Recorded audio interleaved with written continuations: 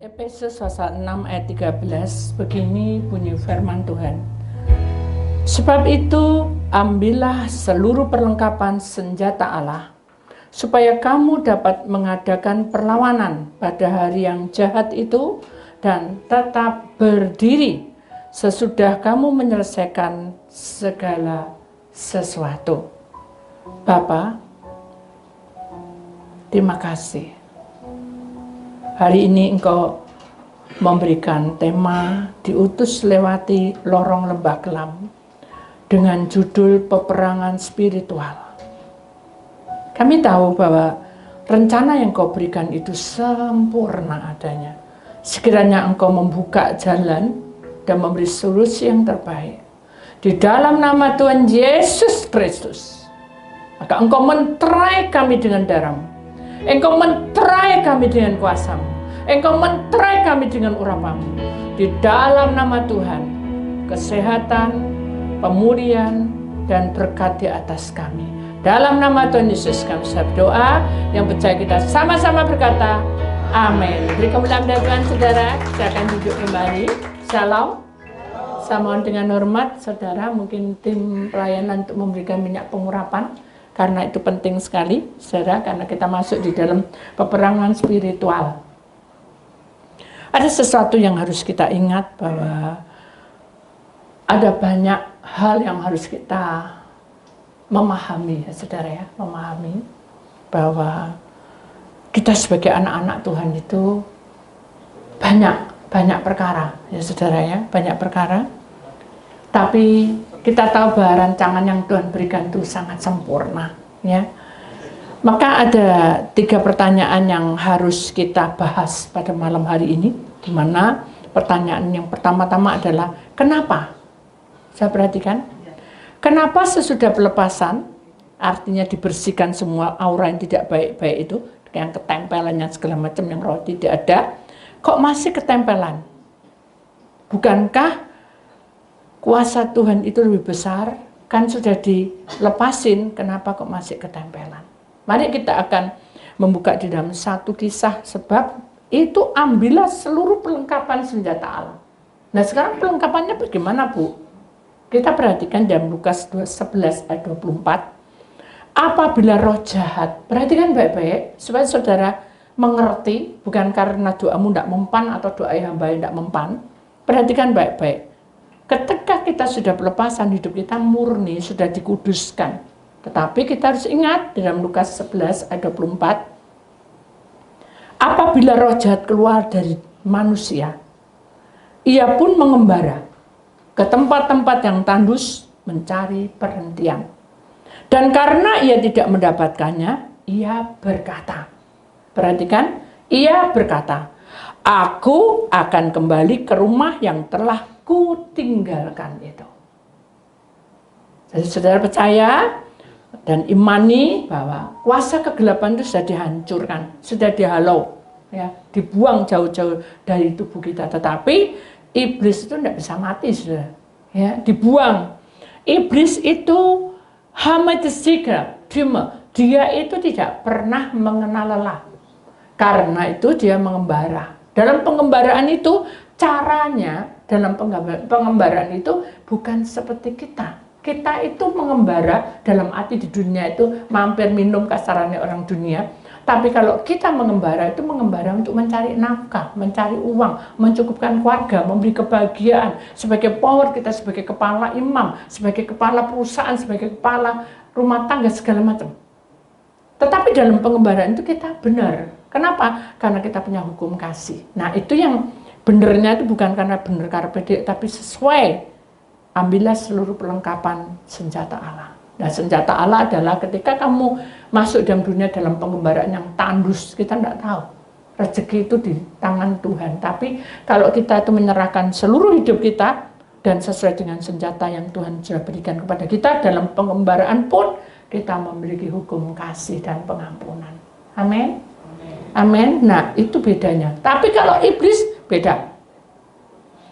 Iblis itu ketika dia masuk, dia kan dikeluarkan tuh. Keluar, lepas, keluar ya. Keluar itu dia tidak bisa menempel di sini-sini karena ada diurapi. Rumah juga gitu, udah diurapi tidak bisa menempel di mana-mana, dia keluar dari rumah kita.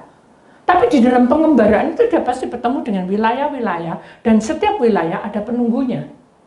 Itu kalau kita masuk dalam dunia roh, itu tidak bisa diperdebatkan, saudara. Dan pada saat bertemu di dalam wilayah si A, mama ini saya tanya B, dia ketemu di wilayah si A tidak terima, saudara. Siapa kamu? Itu pasti gitu. Oh aku B, setan B itu.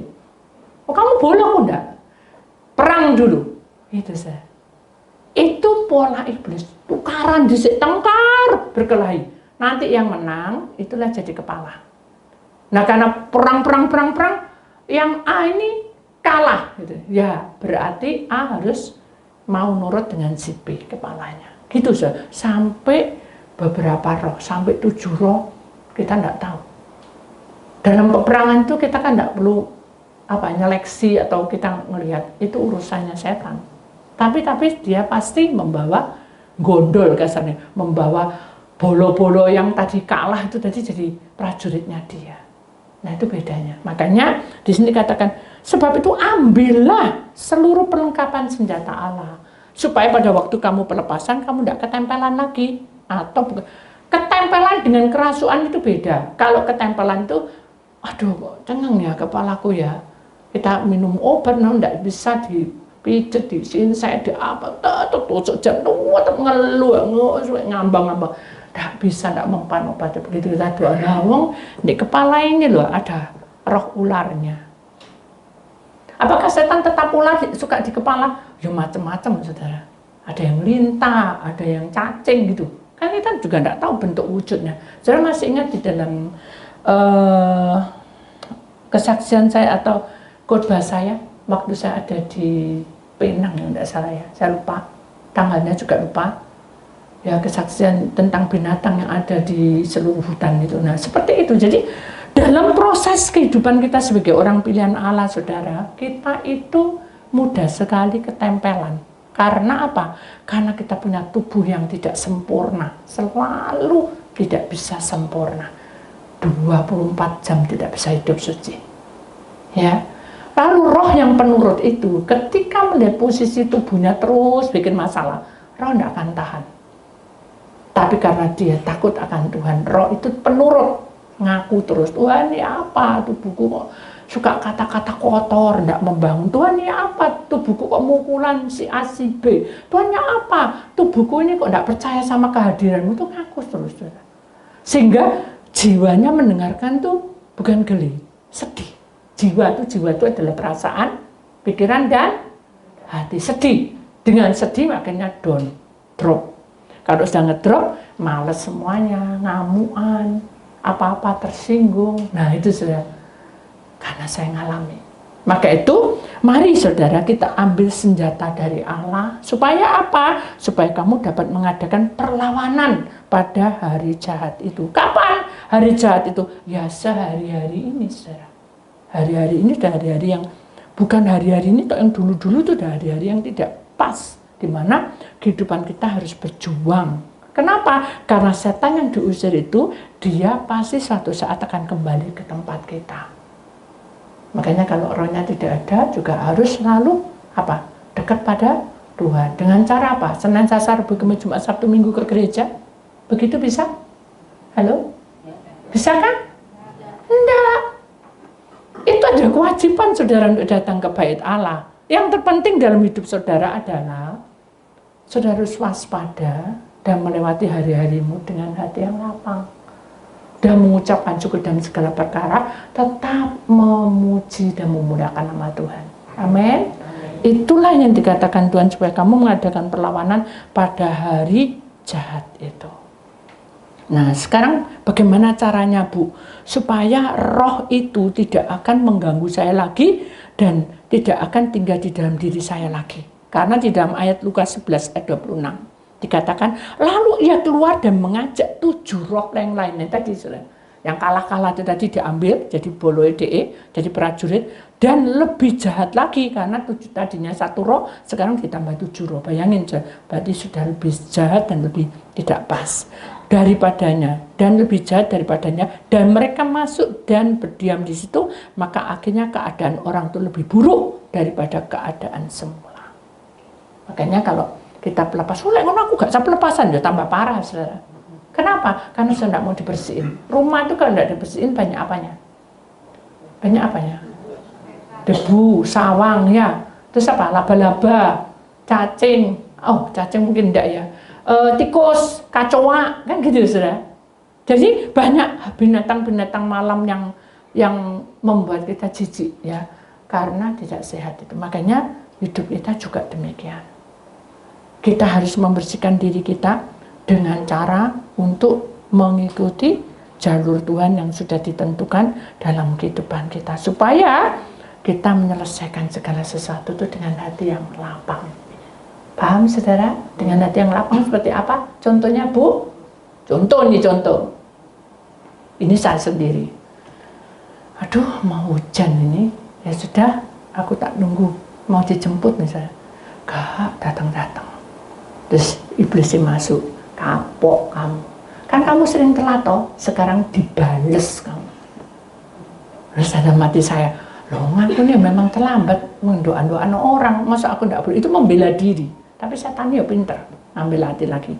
Nah makanya sekarang kamu keluar kok. Tidak kamu digigiti nyamuk. Nah ada suara tin-tin gitu. Tak pikir itu mobil dia. Saya turun. Ternyata bener nyamuk itu gede-gede dari sini mendol, dari sini ini mendol. Jadi makan tuh guater sudah, bayangin. Jadi mendol besar-besar gitu. Ya malu tuh saudara. Kalau saya lihat kok muka saya udah mendol. Dalam hati saya sudah bilang aja nanti alergi. Tuhan bilang tak boleh bohong. Aduh ya apa ya Tuhan. Ya sudah ngaku nyamuk gara-gara kamu. Tak bisa juga. Jadi roh damai sejahtera itu akan mengalahkan kuasa si jahat itu. Jadi ketika orangnya datang santai saja jebrek, aduh maaf ya, maaf itu cuma maaf ya Bu, saya enggak apa-apa sih, tapi ini jaga tunggatal kabeh, enggak apa-apa, gak dibuka-buka no, maaf ya Bu, beng 3 maaf ya Bu, saya udah mati, aku gak perlu Bu hormati, yang penting udah masuk, udah gak digigit nyamuk gitu, maksudnya saya gitu. Malah gini, loh binatangnya kok lucu banget. Loh, dalam hati saya, ini kura-kura bukan ayam. Salah sudah, itu berarti saya juga tidak ngerti kenapa dia seperti itu. Padahal itu di sebelah sini ada marmut, kelinci. Kelinci itu kan mesti dilus-lus. Ini kualik sudah. Tik, kayak ngetik itu loh, burung. Tik, tik, tik. Sudah salah tuh saudara. Saya tak diem no. Terus saya udah cekik itu udah diem. Di sebelah sana tuh ada babi. Ya, loh, ya ampun cek mukamu. Dalam hati sebabi kok gitu loh. Dalam hati saya, ngapa itu kok model itu tuh kayak sudah terpampang dan ada jawaban sendiri. Akhirnya saya begini. Maaf, mau pengurapan atau mau lihat kebun binatang? Sudah gitu. Oh, maaf ya Bu, saya tuh juga sungkan sama ibu. Dalam hati saya, sungkan iki wis garuk-garuk, iki gak masuk di mobil iki karepe piye? Itu dalam hati saya, tapi kudu marah. Tapi Tuhan bilang, pakailah, ambillah seluruh perlengkapan senjata Allah. Apa perlengkapan senjata Allah? Panah ditombak gitu, lari semua jemaat Israel. Apa? Kasih. Ya, enggak apa-apa. Gitu. Tapi jangan apa, gitu, cuma itu namanya menipu. Ya, enggak apa-apa. Tapi cekik. Aduh, sedung saya cekik. Terus mari gitu, di spion kan kelihatan, Bu, kenapa Bu mukanya merah-merah? Dalam hati saya, ini gara-gara kamu. Dalam hati saya, tapi saya bilang enggak apa-apa. Duh, kasihan Bu, pas tengah merah Bu. Dalam hati saya, sudah, enggak dikasih minyak putih, malah diolok-olok. Itu pikiran saya. Tapi saya sabar Tuhan, sabar dalam susah sukarmu, ya dah. Sabar, Tuhan Yesus sertaku. Sabar. Apa lagi? Apa? Lanjut. Apa ya?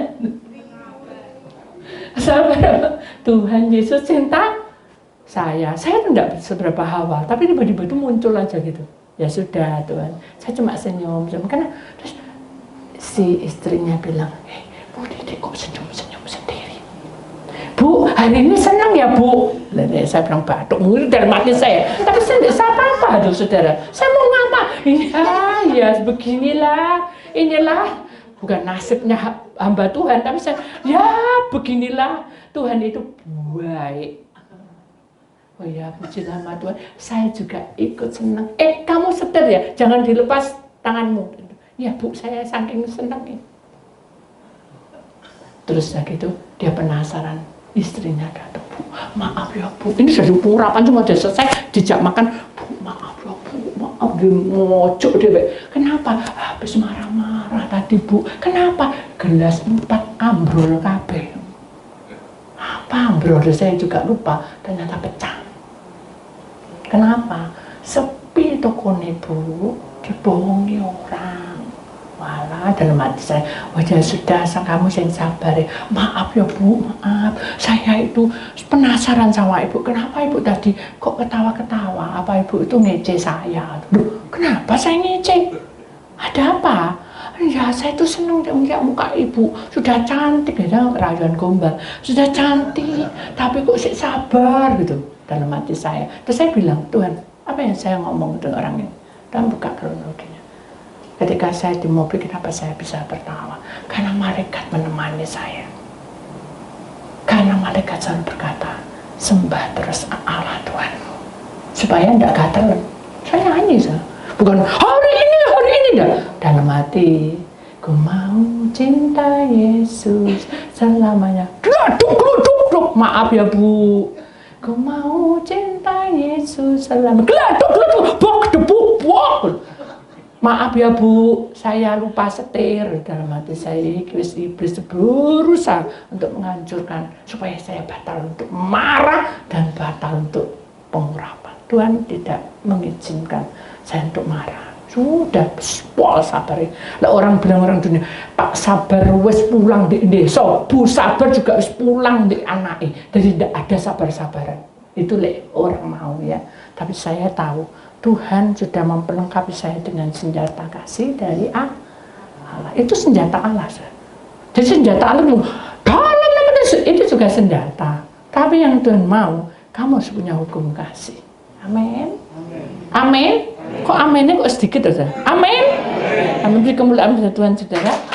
Ya. Jadi semangat hambanya. Ya. Yang kedua, bagaimana kita tahu kita ini sudah ketempelan? Bagaimana tahu caranya kalau saya ini ketempelan? Itu tadi saudara harus memberikan pengharapan pada Tuhan dan merasakan kepekaan. Ya, kepekaan itu dengan cara menguji roh itu. Menguji roh itu menguji sakitmu, menguji apa yang kamu alami itu. Contoh di dalam kitab 1 Yohanes pasal 4 ayat 1. Perhatikan, saudara-saudaraku yang kekasih, janganlah percaya akan setiap roh. Ya. Tetapi ujilah roh-roh itu apakah mereka berasal dari Allah. Sebab banyak nabi-nabi palsu yang telah muncul dan pergi ke seluruh dunia. Dan ini bisa saja iblis menguasai. Contoh untuk menguji itu contoh. Dok, dokternya gitu, saya ini sering mual dok. Oke, apalagi keluarnya, gitu ya, tuh atat semua. Nih, aku kasih resep, semoga sembuh. Pasti sembuh, ya gitu kan. Nah, obatnya dibeli 7 macam. Dia mikir, iki obat, opo permen, sama kayak merah, kuning, hijau. Nah, dokternya nggak ngomong ya kalau ada 7. Hanya berdoa. Tuhan tak serano obatnya. Bagus saja. Bagus dah. Karena dia tidak tahu obat itu apa, jadi diminum semua saja. Yang salah itu sebetulnya siapa? Dokternya apa? Apa pasiennya? Iya. Karena dia tidak menguji kepekaan. Dia tahu bahwa pokoknya di doa beres sembuh. Nggak bisa gitu saudara. Harus pakai hikmah. Contoh lagi. Ini contoh ya. Contoh nih. Minum obat. Minum kopi. Dibilangin, oh jangan minum kopi, minum obat. Sok. Terus akhirnya keracunan. Siapa yang salah? Nah, orangnya yang minum kopi tadi kenapa kok dicampur dengan obat? Walaupun itu terpaut dengan 10 menit, jangan saudara, tidak boleh. Kalau itu sudah aturan, kita tidak boleh melanggar. Jadi kita ini harus menguji roh itu. Apakah itu roh kebenaran atau iblis? Suka iming-iming. Contoh aja, puasa ya. Apa puasa? Gitu. Tidak ada di sini. Di luar negeri juga tidak ada. Puasa! Ya. Berapa lama, Bu? Kayak tegang itu, tingkat tinggi. Berapa lama, Bu? Saya ini repot. Potnya jual. Saya bilang, gini, kalau ini kan telepon. Kalau puasanya 3 jam. Oh, sipil. Itu, sipil. Gampang. Mulai gampang sampai gitu bahasa Jepang. Gampang. Gitu. Benar. Sudah gitu, ini suami istri. Istri ini pun pelan-pelan. Po. Apa? Ini loh, Bu, suaminya. Kenapa? Nanti kan suruh puasa. Ya, 3 jam. Jam 6 sampai jam 9. Ya, dia bilang dia haus, Bu. Ya, di tempat jualan di depan tuh ada orang jualan. Tiba-tiba dari situ, tak tahu es terus suka ngedek sama degan kopi, Bu. Diminum, Bu, 1 gelas, Bu. Katanya dia ini ekstra bonus untuk puasa. Hah? Saya gini, Tuhan, saya sudah dapat bocoran, tapi saya harus bertindak apa? Ya sudah, tenang aja anakku. Ya udah, kita doa. Dengan kuasa darah Tuhan Yesus, doakan ya, doa dengan darah Yesus komentar ini. Airnya siapin kok, Ci. Siapin airnya. Begitu disiapin airnya, tumpah saudara airnya. Si istri yang domeli. Kamu tingkat tinggi, sampai ini kuping saya sampai merah. Halo, jangan marah, percuma marah. Dan terus berdoa. Tapi tidak bisa loh saya berdoa. Sudah hari ini batal. Gara-gara kongi. Gitu. Itu saya dengar. Akhirnya gini, saya bel lagi. Apa, Bu? Tadi baru marah saya ngomong gitu. Apa, Bu? Kamu tadi ngapain? Nggak apa-apa, cuma ngajarin istri. Loh, kenapa istrinya?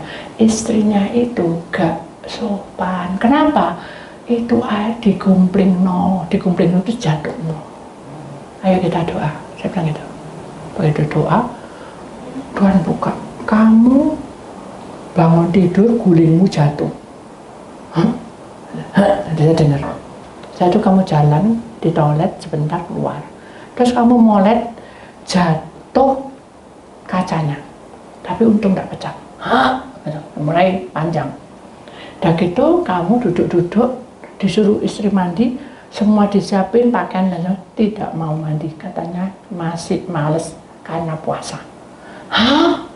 Jadi mulai panjang tuh. Hah? Bisa dimulai. Jadi itu pintu terbuka. Ada orang jualan es degan kopior. Bingung dia. Terus Tuhan berkata, selama kamu tidak mau percaya dengan firman-Ku, maka batal semua. Dia bilang, tuh jangan, Bu, jangan. Ini rumah model, mau doa, mau sus. Itu nangis-nangis. Saya bilang gini, saya tidak menyuruh Anda untuk tidak boleh puasa, tapi tidak boleh juga untuk mengurangi, tidak. Tapi Tuhan izinkan, stop dulu. Berdoa dulu, benahi dulu hidup. Saling memaafkan, saling mengasihi. Siap. Ternyata 3 hari dia telepon lagi. Masih tukaran tapi. Telepon. Kamu aja sih kenapa? Jangan diangkat. Karena dia masih aura merah. Oh ya udah, sawana merah. Udah 1 bulan. Sawana jadi biru. Loh, ini apa ya? Kok bolak-balik nomor ini terus? Jadi keluar loh, HP ini nomornya keluar itu terus. Terus saya bilang, Tuhan ini apa on? Tuhan bilang, telepon ini. Angkat telepon. Hanya saya telepon. Ini Bu Titi ya? Iya. Aduh Bu, nomornya hilang. Tuhan izinkan nomor telepon saya hilang. Tidak ada hubungan apa-apa. Tapi Tuhan izinkan saya untuk telepon dia. Hanya Dima dia senang sampai nangis. Dan dia bilang, Bu, selama 1 bulan ini Tuhan ajarkan saya untuk rendah hati. Sekarang ini saya sadar bahwa saya seorang laki-laki tidak boleh mukulan. Seorang laki-laki tidak boleh kasar dengan istri. Berkat saya banyak, anugerah besar di tengah-tengah saya. Saya dulu sakit-sakitan banyak cerita sampai 2 jam sudah. Saya bilang gini tuh, ini telingaku sudah mulai bung-bung, sudah mulai ngantuk-ngantuk, tapi Tuhan bilang, dengerin. Dan akhirnya Tuhan bilang, napa itu sekarang, jangan kamu berubah, karena kuasa Tuhan itu bekerja, di mana kamu tetap setia. Cuma itu toh, ya Bu, siap, besok puasa, datang 3 kali benar datang, pelepasan, selesai sudah. Jadi, kalau kita itu betul-betul menyadari, ya saudara, bahwa roh itu ketempelan, karena itu masalah pasti bertubi-tubi. Koreksi. Halo? Tapi bukan berarti gini, loh Ma, anakmu kok jatuh tabrakan? Wah, ini ketempelan. Apalagi, loh Ma, uangnya kok habis? Oh, ini ketempelan. Dari sedikit-sedikit tempelan, sisi istrinya gini. Siapa sih ngajari kamu ketempelan? Hah? Bisa gitu aja? Bu Titi, gensur sini Bu Titi. Itu, saya dipanggil sungguhan, saya bingung, saya sepelorok-pelorok, orangnya tinggi besar, cantik, tapi matanya blolok-blolok, semua nekem saya, Bu Titi ya, saya dalam hati saya diundang apa diancam, saya bilang Tuhan, saya itu tidak berani, makanya saya itu tidak suka orang tengkar, dan saya maju mundur, mau jalan ke kotean aja. Terus begitu jalan, kuatkanlah hatimu anakku, ya Tuhan. Maju lagi, kuatkanlah hatimu anakku, ya Tuhan. Yang sabar hambaku, ya Tuhan. Dan itu, ini Bu Titi ya? Saya ya, saya Bu Titi. Duduk cuma gini tak tanda. Saya bingung nih, matanya melirik-melirik itu kenapa? Oh, tanya Tuhan, saya takut salah nanti dibentak 2 kali kan tidak enak. Apa Tuhan? Sudodo hambaku ya, mau duduk, tenanglah hatimu anakku ya Tuhan, bilang gitu. Sudah kayak apa ya, sudah tidak bisa apa-apa, karena saya tahu dalam hati saya, lapo aku mau gini gitu sudah. Memang mau daging kasaran gitu, tapi Tuhan bilang mengalirlah kuasa Roh Kudus, mengalirlah di tempat ini, mengalirlah oh Roh Kudus di. Saya menangis saudara, karena saya tahu bahwa Tuhan masih tahu bahwa saya tidak suka bertengkar. Akhirnya dia begini saja, dari atas sampai bawah, terus dia duduk begini ya Bu Titi. Apakah Bu Titi pernah mengajarkan suami saya bahwa semuanya itu harus peka dan harus mengerti? Maksudnya apa? Aku bingung. Jadi kata-kata dia itu tidak bisa nyambung dengan apa yang saya pikir gitu. Dan akhirnya saya gini, Bu Tuhan, aku ya tidak ngerti karena Tuhan itu mengajarkan saya untuk peka. Tapi sing dipekai apa ini tukaran. Maksud saya itu dia tuh emosi dulu. Bilang aja, ajak doa. Waduh Tuhan, gak berani saya. Ya lek dia mau doa, lek marahnya aku diusir ya apa? Doa hambaku, doa mengalir aja. Roh Kudusku bersama kamu. Ya Tuhan, saya ambil nangis dah. Tapi saya gemeter, saya serano Tuhan, tak serano. Saya milikmu. Apapun yang terjadi, saya tidak takut dimarahi. Tapi saya malu namamu dihina. No, aku menyertaimu. Baiklah. Nah, betul. Aku urapi kamu. Saya melihat sinar itu masuk di dalam lidah bibir hambanya, saya. Dan saya mulai berkata, enteng gitu. Maukah berdoa? Langsung saja, gini-gini. Ya, aku mau berdoa. Maya dalam hati saya itu. Tapi saya tidak mau pikir itu. Berdoa. Buka kronologinya. Dari kecil, masih kamu di dalam kandungan seorang ibu, kamu cinta dengan orang tua. Dia jawab, yes. Ketika kamu menjadi menginjak remaja, kamu hidup tidak kekurangan suatu apapun. Yes. Begitu kamu menginjak dewasa, kamu putus cinta ada 10 kali. Itu benar. Maka lukamu itu makin parah dan kamu benci dengan orang-orang yang berlawanan jenis. Ya benar, gitu. Termasuk suamimu sekarang. Benar sekali 1000. Saya bilang. Karena doa, kan jawab-jawab nih polis lah. Kan dia nggak tahu. Nah doa, Tuhan bilang pegang tangannya. Waduh, iki bahaya, megang tangan dikipat, no ya guling aku. Memang waktu itu badannya kecil ya. Itu besar aja. Tuhan tunjuk sendiri. Tiba-tiba tangannya dia ngulur sendiri. Bu, aku bantu doa. Aku bantu doa. Nah, saya lihat tangannya sudah dulur sendiri. Tuhan yang menggerakkan aku, saya pegang. Dan Tuhan memberikan bahasa rohnya. Dan Tuhan urapi. Aku berubah.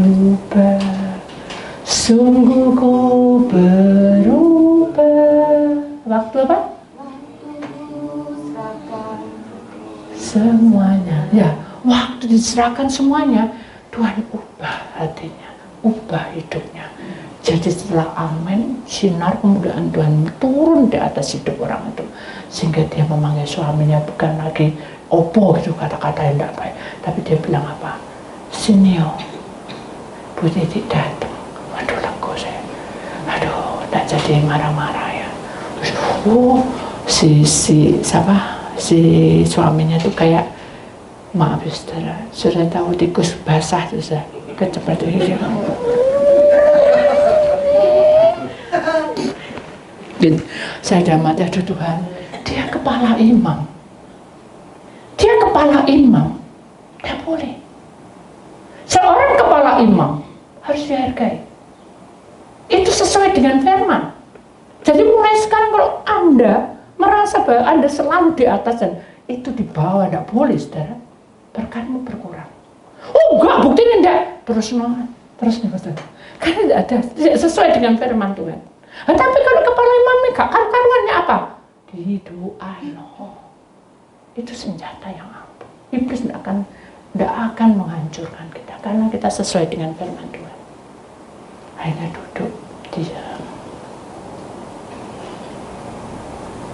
Namun ajak dia berdoa. Waduh Tuhan, saya tidak berani. Lalu si siapa? Istrinya bilang, boleh saya berdoa untuk suami istri? Boleh. Saya ini baru duduk gini, dia malah sendekul di dua-dua di sini. Suaminya ditarik, jadi berlutut gini. Terus saya kayak tidak pantas lah. Akhirnya dia mundur. Terus saya bilang, ayo kita tumpang tangan. Tuhan bilang, tumpang tangan, diberkati kamu suami istri. Ladang hidup kalian diberkati, ladang rumah tangga kalian, bos, semua berkat turun di atasnya. Semuanya diubah. Begitu amin, si istri itu peluk suaminya, dicium kiri kanan.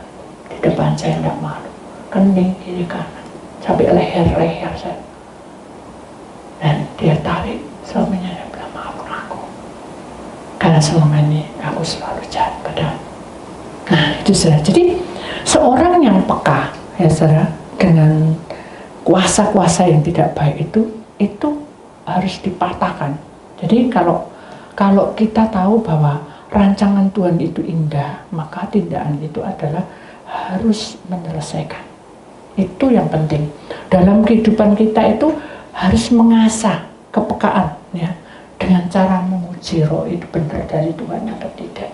Roh amarah dari Tuhan? Tidak. Roh kebencian dari Tuhan? Tidak. Roh dendam dari Tuhan? Bukan dari Tuhan. Tuhan punya hukum kasih dan hukum mengampuni.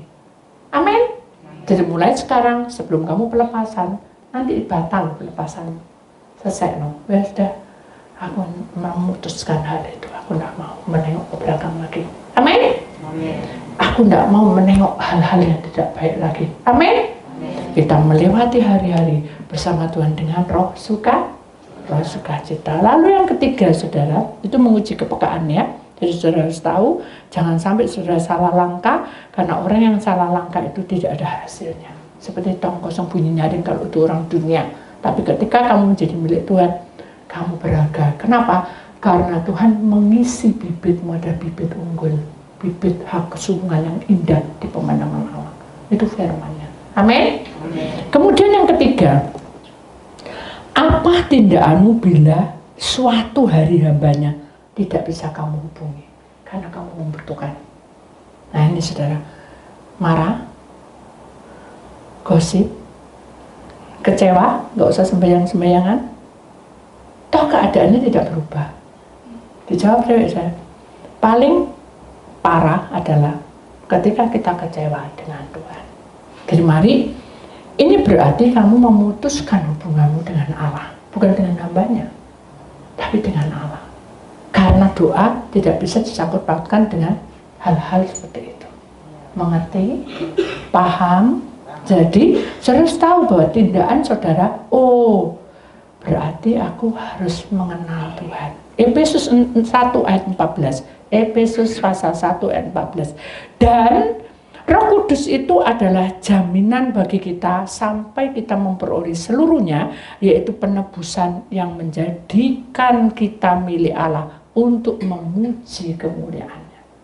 Jadi kalau saudara dibimbing oleh Roh Kudus, maka saudara akan ikhlaskan semuanya itu, dan Roh Kudus akan tetap membimbing kamu dan sampai kamu memperoleh seluruh penebusan. Tahu penebusan? Kamu punya masalah, Tuhan tebus. Kamu punya sakit penyakit, Tuhan tebus, beri kesembuhan. Kamu punya kekurangan, Tuhan tebus, Tuhan cukupkan. Hal-hal seperti itu sudah ada di dalam firman Tuhan. Dan ketika kamu mengalami percobaan, aku sudah menebus kamu dengan cara percobaan yang kamu alami tidak akan lebih dari kemampuanmu. Amin. Jadi marilah jangan kita bergaya-gaya bahwa kita mengambil keputusan dengan segera. Hal itu sangat berbahaya. Amin. Jadi bagaimana caranya, Bu? Wong ibu gak bisa dihubungi. Pertama-tama adalah kamu harus berdoa pribadi. Berdoa sendiri. Ya, doa. Kenapa? Di dalam Efesus 6 ayat 13, doa itu adalah sebab itu ambillah seluruh perlengkapan senjata Allah. Ya, tadi ya, saudara, supaya kamu dapat mengadakan perlawanan pada hari yang jahat itu dan tetap berdiri sesudah kamu menyelesaikan segala sesuatunya. Jadi doa itu menyelesaikan segala sesuatu. Jadi kita tidak bisa menuntut. Kita harus tahu bahwa perjuangan ini bukan dengan darah dan daging, tapi penguasa roh yang mengikat hidup kita. Ada satu kesaksian, ada seorang suami istri datang kepada saya dan dia bilang bahwa saya sudah ikut bayi tabung sudah 4 kali, kalau 5 kali saya lupa, pokoknya sudah banyak, lumayan banyak lah, 4 kali tidak tahu, lupa, pokoknya antara itu. Dia bilang bahwa Bu, saya sudah capek, katanya sudah bisa mengeluarkan uang, 2 juga saya sudah tidak bisa apa-apa, lebih baik ya sudahlah, saya berdoa aja sama ibu dan saya percaya bahwa dengan doa ini maka segala sesuatunya terselesaikan, gitu ya. Terus akhirnya Tuhan berikan hikmat. Kalau kamu berdoa kepada Allah, Bapa, kamu tidak bisa menuntut bahwa setelah kamu berdoa anakmu ada. Paham? Iya, Bu. Tapi masa Tuhan tidak melihat kerinduan saya? Bahasa itu pengen ngomongan. No, itu hak Tuhan. Hambanya seorang hamba mendoakan. Jadi kalau kamu mengatakan bahwa kamu datang kepada hambanya untuk menyelesaikan doa itu beres semua, karena saya bukan malaikat. Malaikat pun juga tidak berani bertindak kalau Allah tidak mengizinkan. Paham? Jadi marilah semuanya kita kembalikan bahwa doa yang benar itu adalah sesuai dengan firman Tuhan. Aku akan menyerahkan hidupku. Jadi ambil seluruh perlengkapan itu supaya kamu menerima dengan apa adanya dan kamu melawan semua penguasa di dalam hatimu, pikiranmu, perasaanmu yang kacau-kacau tadi itu diputus. Karena dengan pemutusan itu kamu bisa menyembah. Jadi doa itu peranan penting. Kan yang kedua adalah menyembah.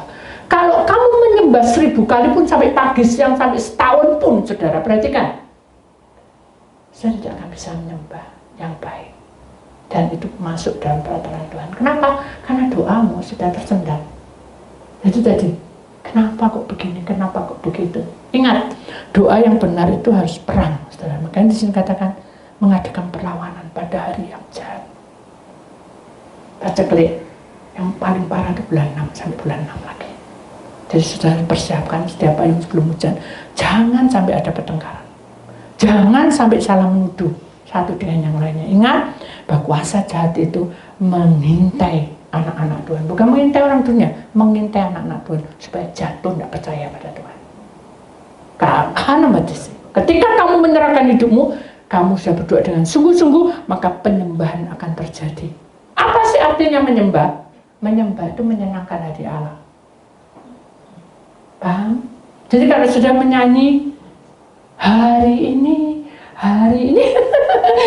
tidak bisa tuh. Kamu ketawa karpe dewe. Tapi begitu, hari ini harinya Tuhan. Mari kita ini bicara, itu nyambung. Karena mata kita, hati kita itu melayani. Mari kita bersukaria. Sukaria hari ini, gak bu, tokoku sepi. Dan aku harus bayar ini, bayar. Nah, karena saudara memiliki apa? Kegalauan. Bisa masuk dalam penyembahan? Tidak bisa. Jadi kuncinya adalah ketika kamu menyembah, buang semua beban beratmu. Tinggal, bukan dibuang, gak dieling-eling karep-karepmu urusannya. Enggak, ditaruh, saudara. Buang, bersihkan, aku hanya menyembah. Apa arti pujian itu? Masuki. Nanti saudara akan menangis. Saudara akan merasakan hadirat Tuhan. Ketika kita doa kemarin malam, kita doa dalam penyembahan dunia roh, semuanya disentuh bukan karena doa saya. Karena hidup kita benar-benar sesuai. Kita mau belajar dalam dunia roh. Itu hidupku kayak gitu. Dibuka, saudara. Semakin kamu peka dan kamu itu perasa, disitulah Tuhan akan berkarya. Itu masukin, saudara. Ini waktunya, saudara, bergumul seperti itu. Jadi kalau menyembah, jangan sing garuk-garuk lah, sing benakno masker lah, sing benakno rambut lah. Jangan, saudara. Kalau menyembah, itu kata-katanya apa? Masuk ono. Mau? Amin. Ya, belajar, saudara, ya. Karena Tuhan itu memberikan kuasa atas kehidupan manusia. Walaupun mungkin saya ini pelupa. Sebentar gini lupa, saudara. Kenapa? Faktor usia. Jadi kalau kita sudah tahu bahwa faktor usia, kita harus ingat bahwa Tuhan itu memberikan kuasa atas hidup kita. Kita itu punya pelita. Pelita yang terang itu akan memberikan petunjuk pada kita. Ingat Lukas pasal 11, dengarkan ya. Lukas pasal 11 ayat 29. Jika seluruh tubuhmu, perhatikan, jika seluruh tubuhmu nyanyi memuji Tuhan, terang dan tidak ada bagian yang gelap. Ketika kamu nyanyi memuji Tuhan dengan sungguh-sungguh, maka seluruhnya akan terang. Jadi semua tubuh roh jiwamu. Sama seperti apabila pelita itu menerangi engkau dengan cahayanya. Luar biasa. Tuhan baik. Tuhan baik. Ambil ayat ini masuk di HP-mu, saudara, ya. Kalau kamu mengalami susah, mengalami banyak masalah, Lukas 11:29 itu jawabannya. Ketika kamu menyembah, terang itu seperti pelita di dalam kegelapan dunia. Amin. Kita imani bahwa Tuhan itu bekerja di tengah-tengah kita. Lalu yang ketiga terakhir, mengimani, ya. Mengimani itu apa sih, Bu? Efesus 6 ayat 16. Dalam segala keadaan pergunakanlah perisai iman. Sebab dengan perisai itu kamu akan dapat memadamkan semua panah api dari si jahat. Kenapa harus begitu? Karena sebab Tuhan lagi berkarya lewat kejadian-kejadian yang kita alami. Petanya adalah mendengarkan dan melakukan firman. Ini contoh. Maaf ya, saudara Sri, saya bisa saksi ya, enggak apa-apa ya. Aku bukan mempermainkan, tapi ini kenyataan. Saya pertama itu saya jadi bilangin sama Tuhan, kamu di Jakarta mampir di orang tuanya Sri ya atau Bapak. Wah, aku gak kenal Tuhan. Sudah bilang aja sama anaknya, nanti anaknya menghubungi sendiri. Saya ini tidak tahu jalan loh Tuhan. Siapa yang nonton sudahlah. Saya telepon dia di Toronto. Oke, AI ya sudah. Dan disiapkan semua sampai kepada Grab pun atau taksi sudah, pokoknya apapun kendaraan saya lalui. Pokoknya saya berserah aja sama Tuhan. Sampai di rumah sepi. Kayak maaf ya, kuburan sepi. Saya gedor-gedor tidak dibuka, sampai sama sekali. Maaf ya, hanya saya dibuka, pintunya buka loh, ada orang tua datang. Oh, maaf ya, dulu besar kayak pintu. Jangan takut, mundur saya. Maaf, Om, ini betul ya rumahnya Bapak atau Sri? Benar. Oh, saya ini hambanya. Oh, kayak ngorok, dibuka, oh ya, pokoknya tidak sopan. Maaf ya. Buah perantang pun harus kayak perang tuh. Aduh, saya sampai orangnya cek kasar, maaf ya. Udah. Jalan. Baru masuk selangkah. Ini ada tundakan tuh. Baru masuk gini pintunya buka separuh, enggak semua, buka separuh atau gini, seawak gini. Dan saya mau masuk gini bingung loh. Ini orang di sini, dia yang papanya di sini, ini tiba-tiba datang muncul, tiba-tiba aja buat gitu, mukanya tuh, ini, maaf ya.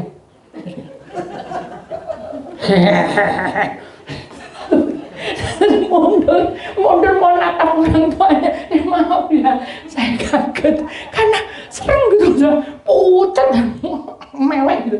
Saya bilang, maaf ya, saya ini mamanya Bapak. Oh iya, aduh, kok serem-serem jam mukanya, permisi. Kok ono meneh orang tiga gitu kan.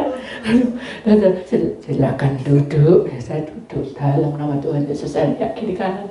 Aduh, kok akeh roh banyak gitu. Saya DJ. Saya tahu aja namanya Yayan. Potongan pendek. Saya kayak saya tapi hitam. Datang sama gini. Maaf ya.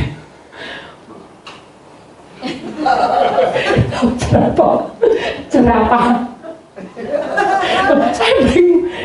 Orang ini sakit apa piye? Saya Tuhan, hari ini saya harus melayani orang-orang. Maaf Tuhan, ini orang-orang bagaimana ya Tuhan? Tuhan bilang mengalir. Biasa Tuhan tidak pernah mengalir tidak apa-apa. Ya, boleh duduk. Duduk. Buka buku. Dan terus bergerak terus gini. Saya dalam hati saya ini mungkin sakit atau ya apa dada. Nyanyi. Mau cinta, hanya satu lagu firman perlepasan. Tidak ada nama. Hari kedua pintunya buka dewek sudah. Loh, kok buka dewek? Saya dibentung bagian malingnya gitu loh. Buka dewek. Permisi itu kedua. Permisi. Jadi kayak orang mau jumpritan loh, permisi. Ya, waket saya. Pokoknya saya terantap di rumah. Saya termantapkan Tuhan ya. Hari kedua aja tolong Tuhan tenangkan saya. Jadi saya itu sebetulnya maaf ya, ogah. Karena banyak hal kayak gitu tuh. Gini ya, tadi ini kan sudah perlepasan kemarin tuh. Saya ini perlepasan yang kedua. Jadi tolong ambilkan air. Berdiri, omnya itu papanya. Apa? Air? Baik. Dan minum air baskom. Lu, buat apa? Tunggu, air 1 botol begini aja. Oh,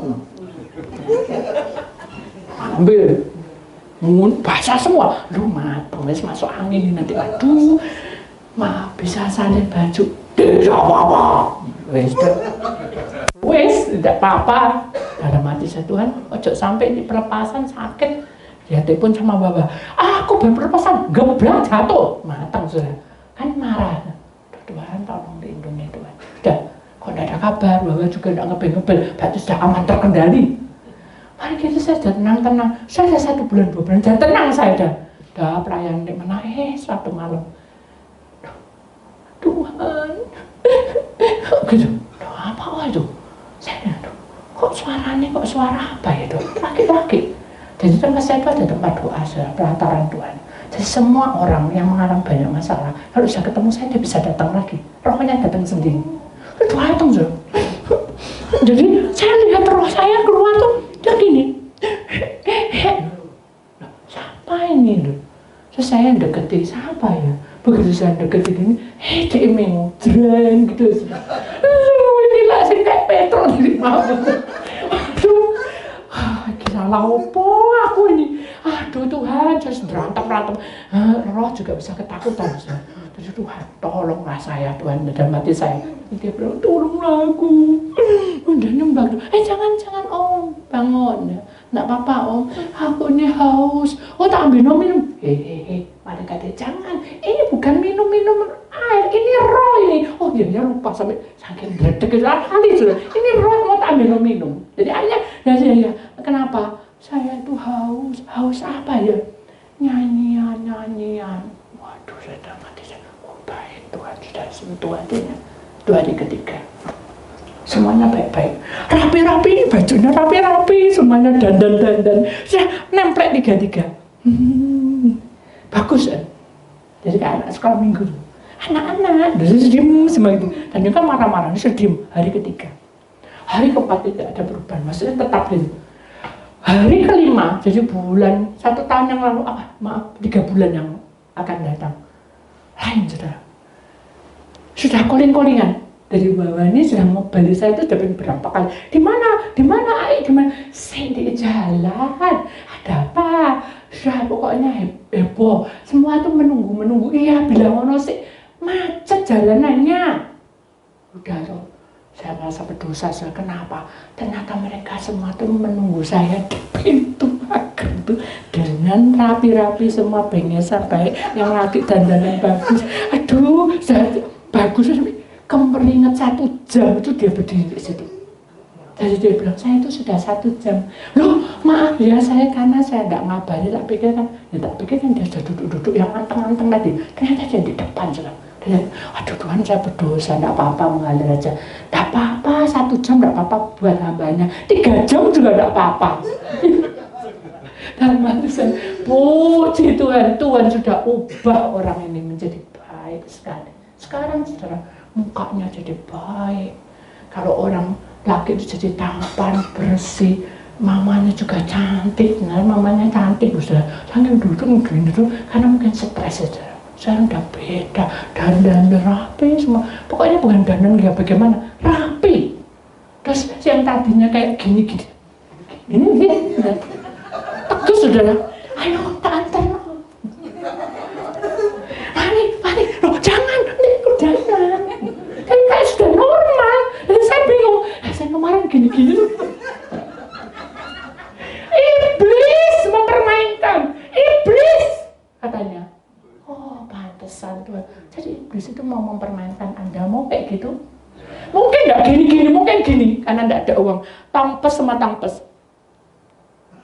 Mau gini? Nggak mau kan? Atau diem gini? Makan diam. Apa gitu? Nggak boleh saudara. Karena Tuhan itu tidak mengizinkan saudara itu bertengkar dan emosi tingkat tinggi. Amin? Sabar. Amin? Nah, itulah saudara. Maaf saudara, ini tadi saya agak slow, maksudnya agak banyak gerak. Kenapa? Biar kita semua tahu bahwa Tuhan itu luar biasa. Amin? Jadi ada ayat yang mengingatkan kita, Lukas yang terakhir saudara. Lukas pasal 11. Tetapi ia berkata, yang berbahagia ialah mereka yang mendengarkan firman Allah dan yang memeliharanya. Amin? Amin? Berarti tadi orang tua tadi itu sama mama, papa, sama yang dan tadi itu berarti sudah mendengarkan apa? Firman? Ada perubahan. Amin? Jadi kemuliaan Tuhan. Puji Tuhan. Tuhan baik, itulah firman Tuhan saudara harus sadar bahwa hidup kita ini harus menyembah Tuhan. Amin.